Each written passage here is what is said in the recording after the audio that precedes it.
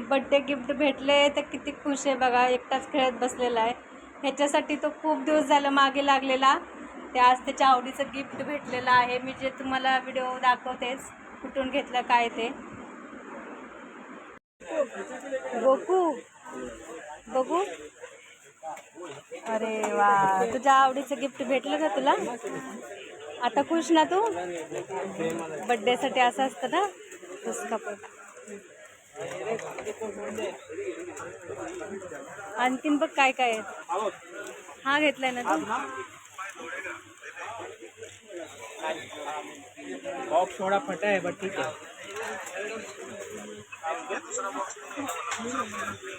विराज किती खुश झाला आहे. बड्डे गिफ्ट भेटले त्याला. हे खूप दुकान फेमस आहे, हॅप्पी अँड होम्स.